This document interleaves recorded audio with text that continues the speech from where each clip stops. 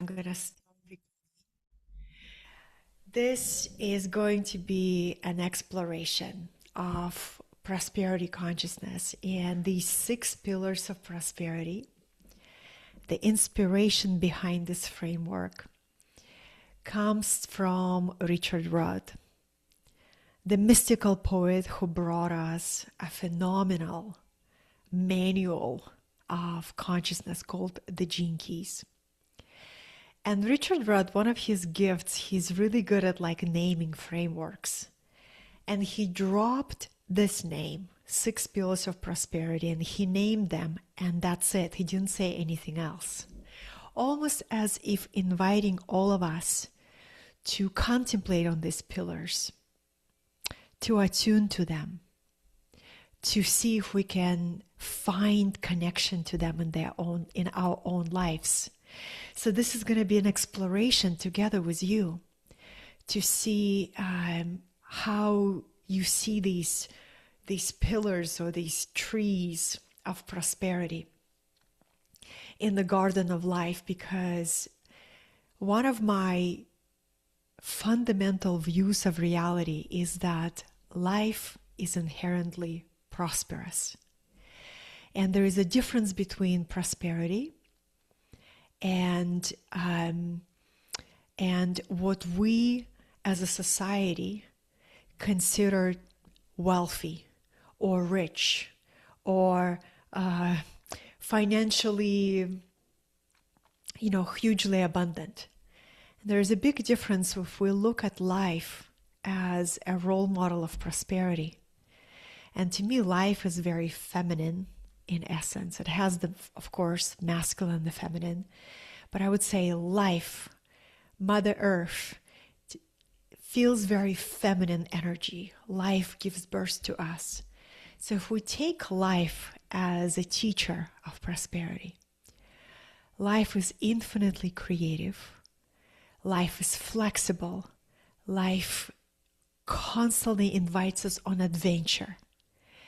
And life teaches us that resources, all the resources that we require for our physical life, they reveal themselves to us. And most of the time, they reveal themselves to us on the inside as a flash of an idea, as an insight, as a download, as a dream, as a breakthrough in a conversation, as synchronicity, as a book, as a teacher, as a course that you take, right? The inside, and on the outside, as an opportunity comes to us. So I love contemplating on the inherent prosperity of life and as a vibration, something that we can attune to. And I wonder, with everything that's happening in the world, is it selfish to talk about prosperity? Is it a waste of our time to talk about prosperity? Maybe we should talk about other topics. Well, I wanted to share with you that prosperity is a radio station that we can attune to. Just how as a creative thinking is a radio station, right? Just how as love is an energetic station that we can attune to. So there is this element of sovereign choice. What do we choose to attune to? And one of the perspectives that I love about how to see the world, we can see the world as chaos, collapse, just density and sadness, or we can see the world as it is collapsing and it is being born at the same time. It is dying and it is being born at the same time. It's not only dying. It's not only collapsing. It's dying and collapsing of the old, and at the same time, from the ashes, something new is being born and something new is coming. And the amount of density is balanced by the amount of light. The amount of darkness is balanced by the amount of light. So I was inspired today to hold the thread of light and to hold the thread of prosperity, because there's so much fear in the collective, and there is so much attention to what's missing and the lack and the scarcity, and how we almost like have to have to hold on to the resources that we have and not share, and hold on our talents and not share, because who cares who is listening, right? And to me, prosperity is a vibration that we can attune, that can spread through all areas of our life. Prosperity of our talents, there's so much talent. Prosperity of our creativity. Prosperity in really knowing that we always have enough. We always have enough to take the next step. We always have enough to share. We always have enough to feel joy and gratitude and appreciation, right? And prosperity is this radiance. It's the energy that begins to just beam from your energy field when your heart is open, and when every day you decide to keep that heart open, and when it begins to close, you know how to keep it back to opening. So before I got on this video, this live stream, darlings, I found an old photo of me and my older sister and our cousin in Russia. I grew up in Russia during the Soviet Union. And it's a black and white photo where nobody is smiling except our little cousin. And what was so striking for me to realize, it was the year of the snake. How many years ago? 24 years ago. It was the year of the last time was the year of the snake, and I just had this insight 10 minutes ago. And I looked at the photo, and we're all standing in snow, because in Russia we don't celebrate Christmas in December. It's all about New Year. And a new year, you welcome the element, the Chinese horoscope. You could see the huge statue of like a snake, of a wooden snake. And we're all standing, and we're all at the main square of the city, where there's rides and, the ice skating, lots of snow, and the Christmas tree. And it was so interesting to find that photo, because I am probably like 10 years old, maybe even younger, maybe 8. It's hard to remember now. But I remember growing up there in that country, the number one question that I had is, what did I do to deserve this life? What did I do to be in this country? So gray, so cold, so depressing. What did I do to be here, right? What did I do? And at the same time, I remember I was asking myself, what did I do to be in this family? And this family that is really crazy, right? That has some moments of normalcy where the family comes together. My single mom, my older sister, and I, and different stepdads that I grew up with. I grew up with 5 different stepdads. One is a little bit more crazy than the other one. And I remember thinking, what did I do as a child? I was thinking, what's wrong that I am in this scenario? Will it ever get better? Right? And I remember wanting to do things. I wanted to take dance classes because my best friend, her mom was a dance teacher. And my best friend at that time, her name was Christina, she had an ideal family that I wished I had. Her mom was a dance teacher, elegant, feminine, always stylish, floating on air. Her dad was an artist, like a real artist, with paintings in gallery and exhibits. And her family was very cultured. They had real family dinners, and they had gatherings, and they had like a grandmother who was alive and involved in the family. And, the family looked normal. And I remember as a kid, I so wished a family like that. Completely opposite of what I had. I don't remember the time where we shared the family meal, except, during major celebrations like New Year's Eve. I had to warm up my own food, had to learn to cook really young, right? So things like that. It was such a contrast to see, oh my goodness, a family like I always wanted to exist, but it's my best friend. And by the grace of the divine, my best friend family liked me. And they would invite me to their family things, and my best friend mom invited me to dance classes. And she was just like, "You can just come. You can dance here with us." And because she knew my family couldn't pay for it, but anything I wanted to do like extra, like if I wanted to take my passion for dance and to take it to a more of a professional level, we never had money for that. Or if I wanted more like a second pair of shoes, there was only one pair of shoes for each season. We didn't have money for that. Or if I wanted a tutor, because I was so passionate about English language, and I was like, oh, English language. If I could learn English, I could travel anywhere in the world. And I remember bringing that idea to my mom at the age of like 12. Mom, did you know? If you could give me a tutor, I could learn English faster, and I could become like skilled in that language faster. And the answer was always the same, not because my mom didn't want to give me the things that I asked for, but because she was just stretched beyond her means. And my mom worked on a meat factory as a dishwasher and washing dishes, and this very, very labor-intense job. But that barely covered what we needed. So on the weekends, she would take my sister and I, and we would go and help my mom clean offices. And I actually enjoyed that part because I was a very curious child. And I was so curious to see these different desks at the office and how each person would decorate their desk with different things. And I was very curious. I was a very observant kid. So growing up in,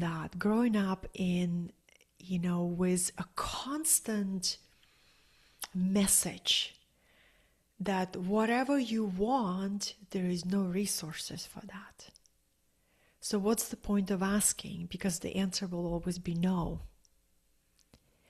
And I remember that experience. I had this, I don't know how I knew this, probably a past life wisdom. But I had this natural way of moving my attention from this dark, depressing external reality. I found that I could move my attention to the inner reality, and I could make it colorful. I could make it filled with possibilities. I could make it filled with ideas, right? And I could go inside and literally create a reality of my own choosing. And that was a discovery. Nobody taught me that, right? It was an inner discovery, and which literally helped me get through that intense childhood of mine, and taught me that no matter what I was going through in my early adult life and my later adult life, I always have that choice. I always have a choice to turn my attention into my inner world and dive in there into the world of ideas, of imagination, and to nourish myself right from within.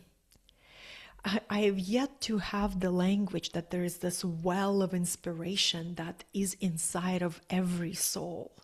I didn't know any of that.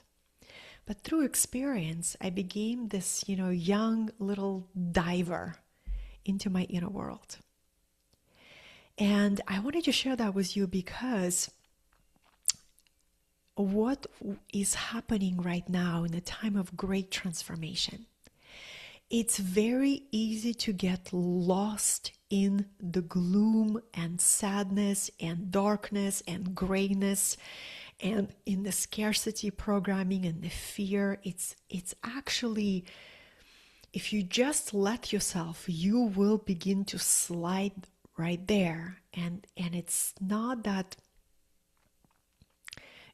difficult to go there. And what takes a creative mind is to orient yourself into a different reality and to focus on the world that is being born, where you and I can be a midwife, the agent of change, creative agent of change, where you and I can see a new world that is being born, a world where everybody knows there is plenty, where everybody believes in the value of their talents and gifts, where everybody knows their inherent worth, that everybody knows the inherent value. And this is the world that begins with each of us connecting to it on a level of energy, on a level of consciousness, on a level of vision. So when I think about these 6 pillars of prosperity, I wanted to give that context. That 6 pillars of prosperity is not just for people who have so much money and so much time, they have nothing else to do but talk about prosperity. It's for people who dare to move forward independently of what's going on with their business, with their professional life, whether they have a season of very, a small harvest, whether it's a big harvest, they are able to cultivate this open heart and a creative mind and a generous spirit independently of circumstances, beyond the circumstances. Why? Because they're connected to this larger reality, this deep web of life. So let's go into these 6 pillars of prosperity, darlings. The first one, according to Richard Rudd, the first one, you unlock prosperity in your life when you learn to love and to learn. Learning to love is the first key that unlocks lasting, sustainable prosperity in your life. Learning to love in a deep way, in a mature way, in profound way. Learning to love even when you had so many wounds to your heart in the past and your trust has been betrayed, and you have experienced disappointment, and you had all logical reason to never trust love again. And you dare to love again, and you dare to learn to love yourself and love the world, and more than anything, love your life exactly as it is. If we will not learn how to love our life exactly as it is, with this constant shifting of stability, constant shifting of change, a constant change. And the more mature we become on our path, the more we begin to see the reality of change. That the only thing that is stable is change. And if we try to hold on to anything, the old chapter, the old way of being, the old way of relating even, we're grasping for something that we've known. We're not allowing ourselves to flow with the change, to surrender to the waters of change. So learning to love, when I think about why is that the first pillar of prosperity, I think about all the time I have wasted in the past by not embracing a particular aspect of my life when I was going through that chapter. I wished things were faster or different. I wish I would arrive to that chapter, and I would waste these precious moments by closing my heart to what was already here.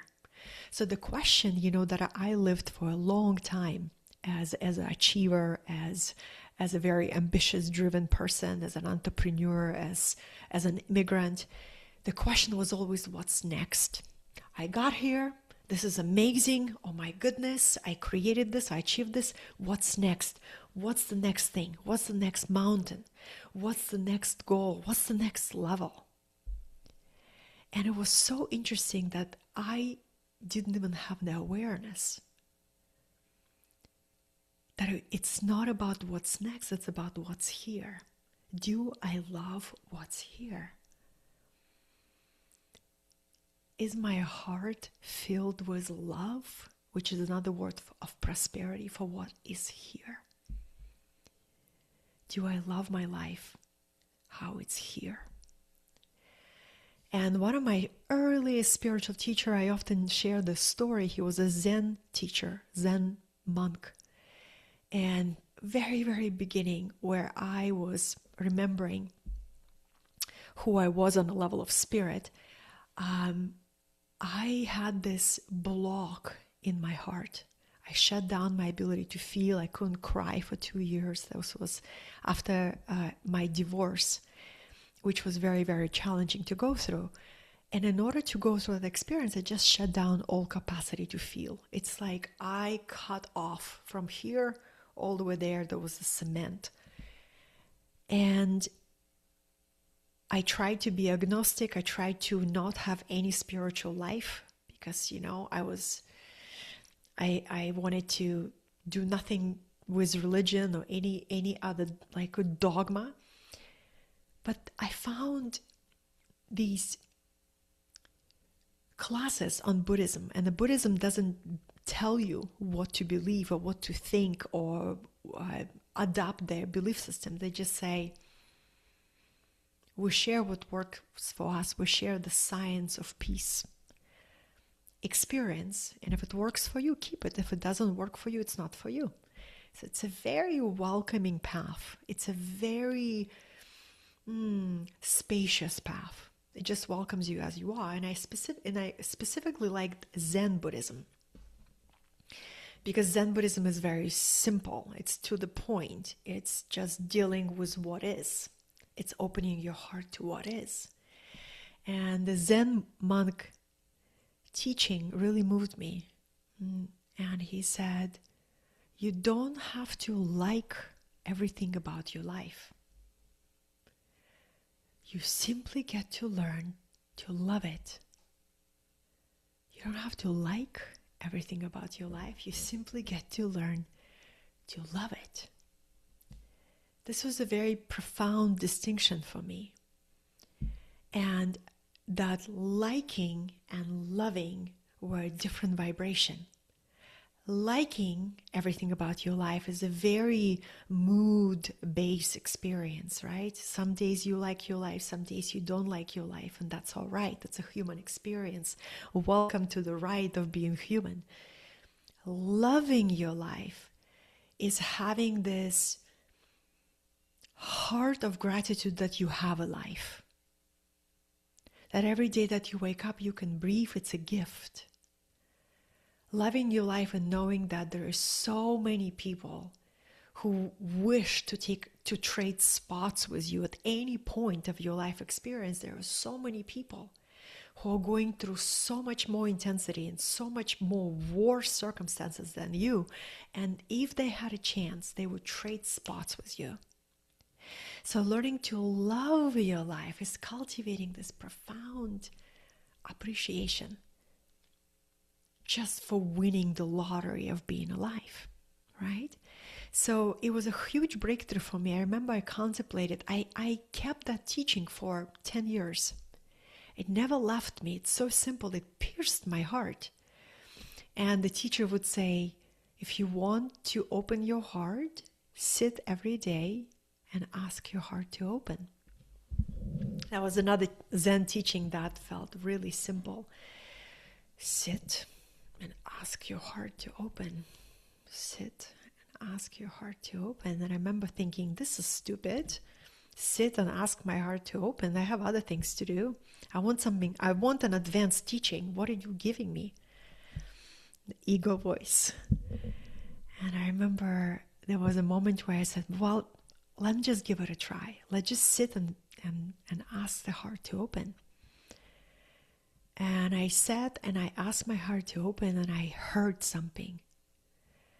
I heard a psychic energy of my heart move. That was my first discovery, that when you ask something in your inner world to open, it will. Yeah, it will. It was a big realization, and I said, wow, thank you.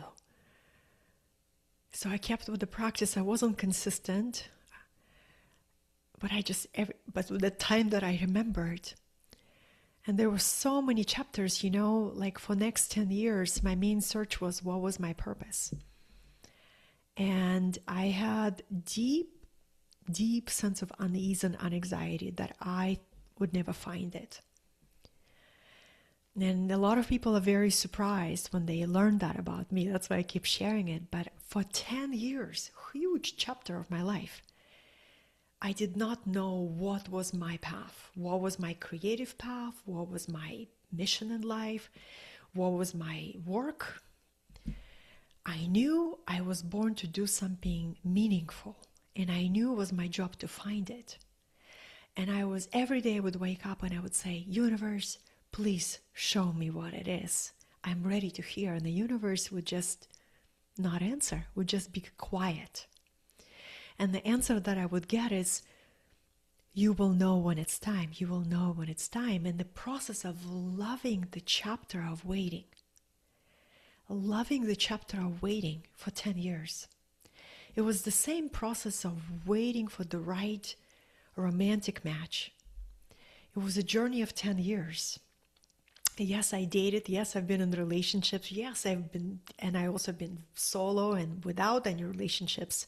Very happy to be by myself. Very self-sufficient, to the point that I got so good at being by myself that I was like, I don't need relationships. I'm good. I'll just take occasional lovers. I don't need to deal with relationships. And my spirit guides showed me, well, don't go to this extreme, because you will miss out a huge part of your curriculum. Human physical incarnation is all about relationships. So I was like, okay, fine. I'm willing to take this curriculum. So the first pillar of prosperity, if we learn how to love our life, we attune to prosperity. We become a prosperous being. But if we have all the financial and professional success on the paper, but deep inside we hate our life, we are not prosperous. We are not prosperous. We're actually very, very poor in spirit. We're poor in energy. Because if we hate our life, the energy doesn't just stay benign. It goes into addictions. It goes in overspending. It goes in emotional blocks. We can never get away by hating our life and not paying the price for it. So learning to love our life is a part of our daily curriculum. Can I open my heart? Can I open my heart to the intensity of the world? Intense transformation and intense beauty, intense collapse, intense rebirth. And everything is happening so fast. And I'm looking at it, I'm like, whoa, it just doesn't stop. Every day something new comes to light. Every day is a new story that can really rattle me. How can I learn to love my life and open my heart to it? The second pillar is, darlings, it was kind of cold, but now I'm hot. Let me open the door. Window.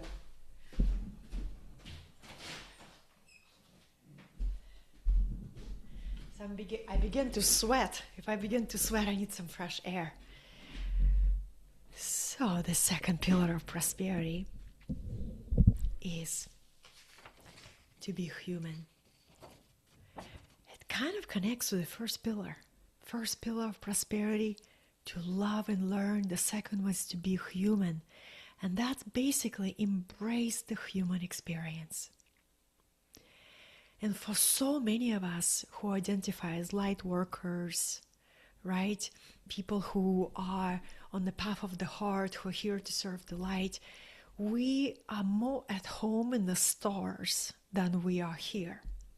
So oftentimes, especially we begin to open up our spiritual gifts, our desire to serve, our mystical gifts, it's easier to just hover above the body and above the ground and above the planet, right?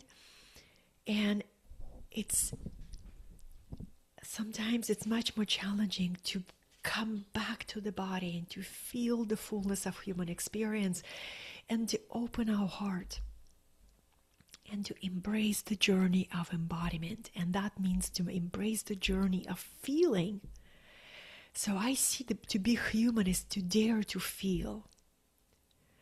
To dare to feel the full range, because you're not always going to feel confident about your life. There's going to be chapters where you feel deeply insecure.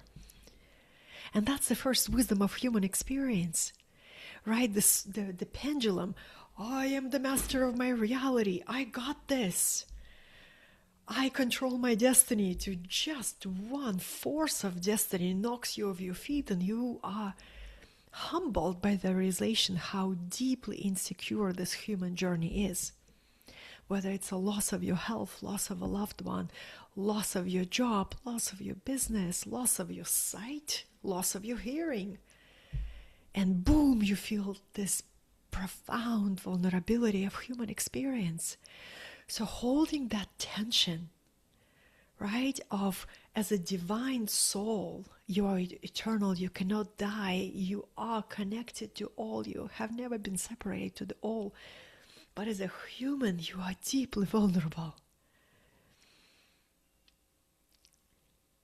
And again, finding the opening to that, finding the beauty in that, finding the inner prosperity, finding that ability to radiate light, even when you don't feel that confident about your place in the world, even when you go through a time of confusion or constriction. Will you dim your light? Will you adopt scarcity and lack mindset because you feel insecure? Or will you dare to be human and feel insecure but still radiate your inner prosperity, your inner sun, your inner joy? To me, that's what it means to be human, is to be, Richard Rudd, mystical poet, he says to be human is to be the battleground of full range of emotions and feelings. The battleground, right? What an image. I would say to be the stage where all the energies are dancing, right? And here's the profound joy and profound grief. And here's this, you feel like you are in bliss, and then at the same time, deep sadness, imagination, confusion, connection, isolation, right? And to be human is to allow yourself to feel it all and to experience it all, not just on the surface, but at its depth. Oh, the next one is to dance, right? If we forget to dance, we forget the key medicine for human life. This reminds me, when I was in Sacred Valley, Peru, I was really blessed to go there several times and to bring 3 groups of 20 plus people on this mystical pilgrimage. And the very first journey that we were there, I asked for a class, an education about their culture. And I asked our host, will you please see if we can invite an elder, that we can learn about how you see the world, how this Indian cosmovision, they say, how do you see the elements, how do you see the world, how do you see the place? And our host says, let me see what I can do. And the next day, Katarina, I'm so happy. We found the most amazing experience. This elder woman will come and she will bring 2 more elders with her. and they're going to build the altar, and they're going to tell your group, share with your group how we see the world. So our group, we're gathering at this big, huge kind of a yoga center, indoor yoga center, and everybody's excited. We don't know what to expect, you know. We're all dedicated students, so we all have notes. We're thinking we're going to take lots of notes. We're going to learn a lot about this amazing ancient culture. And this elder woman comes, and they all sit down, and they look at us, and she says, get up, everybody, get up. We're like, what?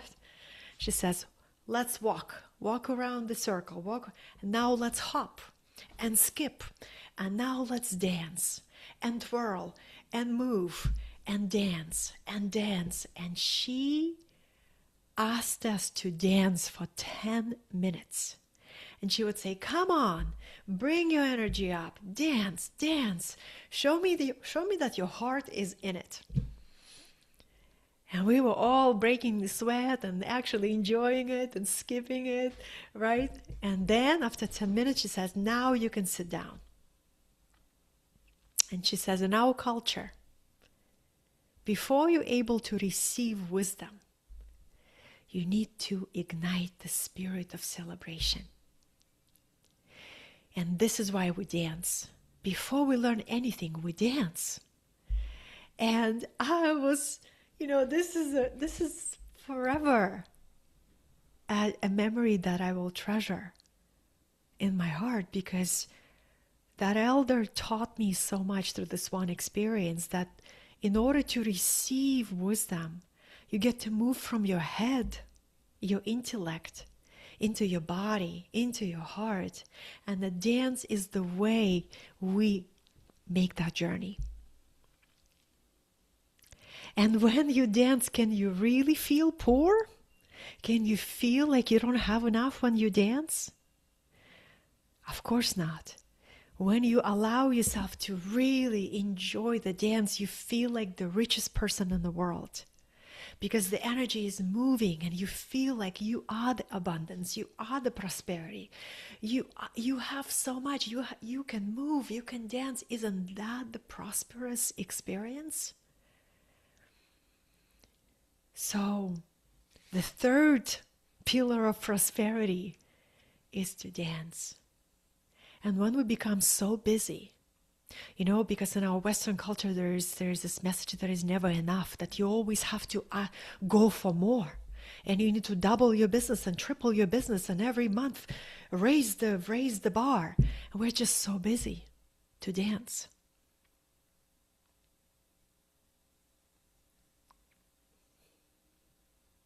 Or there's so much Netflix to watch. And there's this season and that season. Who has time to dance? So that's how we lose our prosperous spirit. When we stop dancing, we lose our prosperous spirit. The fourth, darlings, is to share. Because when we dance and our heart is open, of course we want to share that energy with others. Of course we want to smile to strangers. Of course we will stop and ask, how are you? And really mean it. Not like here in America, we have this thing that we're known for. And I'm originally from Russia, but it took some adjustment for me to realize that when people ask you, how are you? How are you? How are you? They don't expect your real answer. It's just a passing greeting. And at first I was shocked by that, because in Russia, you wouldn't ask if you were not ready to hear an answer. You just wouldn't ask. You would not. Like this. Maybe just look.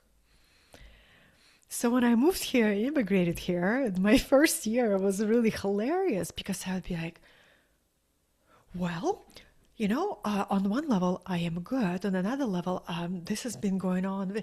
And I'm just seeing this person who asked me, how are you? The eyes are glazing over because they did not expect to hear a real in-depth answer. So cultural adjustment. I've learned to adapt to this culture and to say, yeah, I'm good. How are you? But when I really feel that somebody is truly asking me, how are you? And in their energy, there is a welcome. There is a welcome in their energy field. There is a connection in the eyes. There's a genuine invitation for me to share. Isn't that an experience of prosperity where you are received? The prosperity of sharing with each other, our lessons, our pain, our difficulties, our celebrations. What are we carrying? What are we concerned about? What are we creating? If we can share with each other about our human experience, if we can share with each other our gifts and talents, we become more prosperous. Okay, I am 44 minutes long. Okay, let's speed it up. The fifth one, I think this is my favorite because I am a sensorial being. I love celebrating the senses. There is a reason why we have the senses. So the number five pillar of prosperity is to feast on life. To feast on life. I really want to take this in. Is to actually savor, to have a picnic and sit in nature and to take that avocado toast or whatever you eating, cheese or grapes, and to create an experience that is a feast of life. When I met my partner, he invited me for picnics quite a lot. And I was so enthusiastic about it. I was like, I love picnics. I'm so happy. I met somebody who also genuinely loves picnics. I had to share with him some picnic items upgrades because, I feel I have a taste, a specific taste that I bring to, if I eat goat cheese, there's a specific goat cheese that I like, crackers, the gluten-free crackers that I like. So we upgraded the type of things that we would share, but it was really amazing to share the picnic together. 1 second. Oh. Been struggling with allergies this season, so sorry about that. So to feast on life, right? To feast on life. Like today, after this live stream, I am going to be on a date with my partner. And we are going to nourish our senses. We're going to go to places of beautiful architecture, beautiful gardens, just a local park. But that's a feast of life where you take the time to go and nourish your senses and have soulful conversations with each other and just being in the place of aesthetic beauty. Because this life is so brief. This morning when I was meditating, contemplating on what this day is inviting me to share, I was thinking how fast this human life goes. And we don't have the capacity to really notice how fast it goes until it's gone, right? It's a beautiful design. As timeless beings choosing a time-confined experience, time-limited experience. But this life is really fast. And while we are here, like today, you will never be this age anymore, right? You're one day more mature. I don't like to call it older, but you're one day more mature in your experience of life, hopefully more mature. If we grow in our awareness, if we mature in our awareness. But you're one day closer to the end. Every single day you're closer to the ending, right? The life is going towards a particular direction. So if we don't learn to savor life, what's the point of chasing success and and money and all of the things if we are too busy or too stressed to enjoy it. One of the things that I have done last year is I radically simplified my life. I climbed a particular mountain, and I was talking about it on one of my webinars on the feminine rebirth. I climbed a particular mountain that I always wanted to be on the top of that mountain. And I was willing to do anything. It was integrity of my soul, but basically I was willing to push myself as hard that I needed to push myself. I was willing to work as hard as I needed to work, to dream, to visualize, to develop my talents, to hire the mentors, to get to the top of that mountain. Because it was like a pinnacle of what I wanted to experience. And when I got there, what was shocking realization after enjoying and celebrating and savoring and then having amazing gift of that experience, I found myself the altitude dizzying and realizing that to be on the top of that mountain is a particular elevation that I did not want it to remain on in a way. That it took me by surprise to realize to sustain that level of experience, I had to continue to exert the same amount of life force and drive and ambition and vision. And something shifted inside of me when I realized that it was no longer the dream. And it was like a shift. There were so many moments in my life like this where I would walk away from a stage, where I would walk away from a mountain, where I would walk away from an experience that I always wanted to go. And after I experienced it, I sampled it, I lived it, I was like, what is the other dream? And it was this powerful realization that this next level of prosperity for me was in letting go. And in this liberating simplicity, letting go of complexity of the life that used to be a dream and turning around and walking in another direction. Because this is actually by design, archetypal design. If we cannot find strength and wisdom to let go of a chapter that no longer aligns to this, we will not unlock true prosperity. We're holding on for something that no longer fits. We're grasping for it. We're so attached to it. You know how uncomfortable it was for me to look into the nature of my attachment? And to grieve that attachment and to realize, wow, I got really attached. I got really invested into this mountain. Emotionally, energetically, right? Mentally. I got really attached. And it was an incredible curriculum of to embrace this 6th pillar of prosperity called letting go. Letting go. If we're not able to let go what we outgrew, we will never unlock a true abundance of spirit. But if we're able to cultivate this joyful experience of life where you welcome what comes to you, you welcome experience, and you enjoy it fully.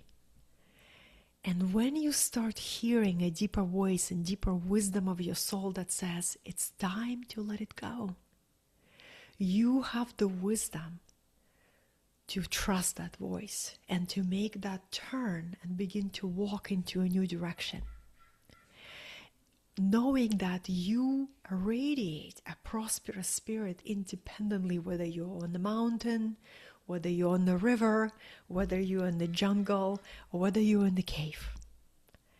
Prosperity is this inner experience that is an expression of an awakened heart, the heart within the heart, the spiritual heart, right?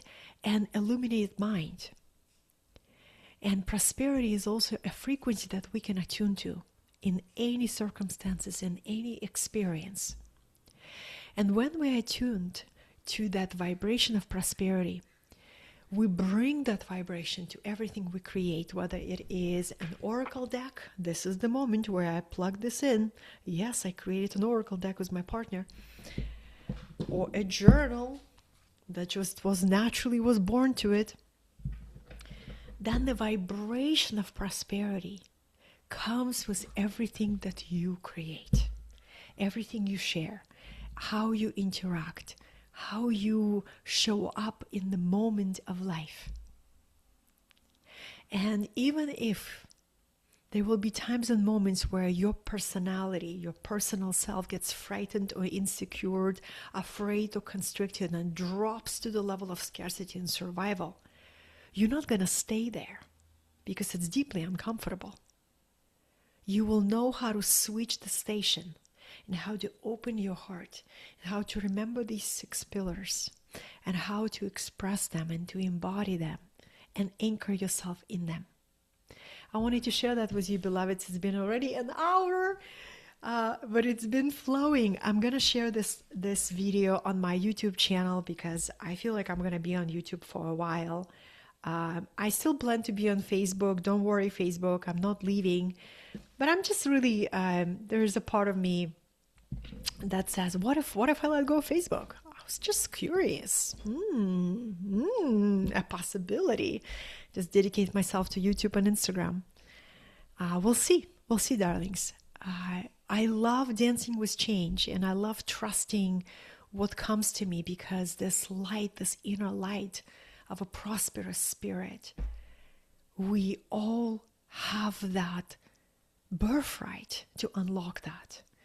And as I started this live stream thinking about myself as a 10-year-old kid in Soviet Union and Russia, thinking, what did I do wrong to be born in this family, in this country, in this severe winter? Why do you think I live in California and San Diego? Because I hated those cold winters, right? It was so hard to go through them. I don't like the cold.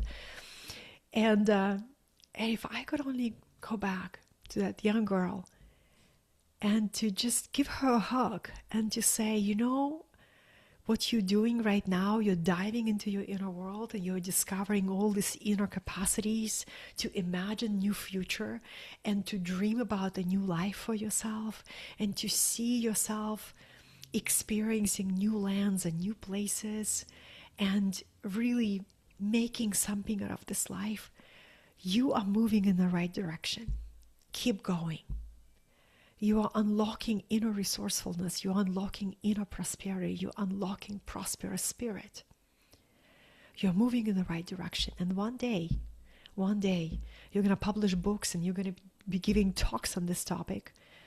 And you're moving in the right direction. So I wanted to share this with you because this year 2026, is going to be a very contrast year of 2 different earths. If you have heard about the earth being split into 2 different dimensions, 2 different realities, parallel realities, it's going to become more and more and more obvious. There is this one version of the earth where everybody is fighting for very limited resources. Everybody is competing with each other. Everybody is trying to go faster than their competition, right? The distrust between others growing and growing and growing. And that world exists where there is no hope, there is no future, there is no possibility for creative, unique spirit of a human to thrive and to be prosperous. That world exists. And there is another world exists where every single human being who chooses that world is radiating their prosperous soul from within and seeing themselves as an artist, as a dancer, as a builder of the new world, as somebody who embodies the new earth consciousness from within by every single day, making a choice, making a sovereign choice to thrive, to create, to express, to be, to choose joy, no matter what's happening. And this world exists. And every day of 2026, you will see this very clear distinction between the two. And you, as a sovereign soul, can choose where you want to be, where you want to create, what world you want to express, what world you want to support, to midwife, right? Because we are at the same time, Marianne Williamson said this so beautifully. She says, if you see yourself as a light worker, as a weaver of the new world, your task is twofold. You're at the same time a death doula for the old world and a birth doula, birth midwife, right? Okay, death doula and a midwife, that's the right way to say it. You got to be trained on these both tasks. You're midwifing the birth of the new world by birthing a new self.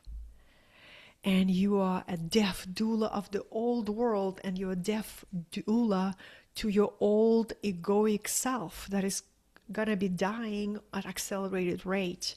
The death of attachments, the death of old identity, the death of self-image, the death of attachments, right? And you are death doula to your old self, and you are midwife to your new self, and you are participating in the same simultaneous process. It's not one or another, it's both happening at the same time. Now, if you can do it for yourself individually, you can participate in that process collectively. And this is an exciting time. It's an intense time. It's intensely beautiful and intensely difficult to experience. Right? Thank goodness I enjoy extremes. I've always been an extremist, and I have been learning this middle path. That it's this extreme of experience. They don't scare me. Kind of charge me up. And I've learned to embrace the peaceful experiences, learn to be more in the kind of like the beauty of the ordinary, which is another book that I'm going to share. Darlings, I thank you for your presence, whether you watched on a replay, whether you're here with me. I'm so grateful for the opportunity to share this with you. And I will end with, if you'd like to be a part of this vision that my beloved and I created, if you already supported us, thank you from the bottom of your heart. I'm not attached that this project will happen. I'm fully in, but I'm prepared if we don't raise the funding, it's not going to be born. And I'm prepared for either scenario. I'll be sad. I'll be sad. I'll be grieving that we were not able to raise the funds. And but if this project will happen, I'm ready for that too. And then I will be celebrating how you can become a part of this project. You can help us. You can raise your hand and you can say, I believe in this. And this is 88 cards. So this prototype cost us $90 to print. This is why we don't do print on demand. Our vision is to print it in bulk. So then this deck will be only $30. And together with the journal, it's $55, right? So we wanted to create it together with the community. And we have 15 days left to reach our goal. And we are at 59% funding, almost 60%. And I know the majority of people come together at the very end. I know this after launching many projects for the last 10 years of my entrepreneurship path. But I wanted to share with you my heart behind this project. I put all these principles that I shared with you, the principles of prosperity, they were born out of the fire of my life experience. I didn't read them in the books. I earned these stripes of prosperity through life experience. And I wanted to codify them, and I wanted to put them in a form of a card. Like, for example, this one is, abundance is who you are. Because when you're going through a challenging time of insecurity and feeling unsupported or feeling frightened on the human plane, you pull a card and you're reminded about who you are. on the level of your divine self. And something in you begins to turn.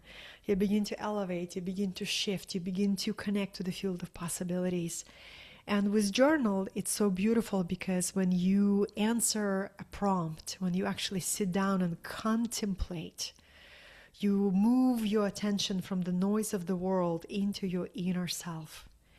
And you contemplate a question, you move your thought pattern into a particular direction.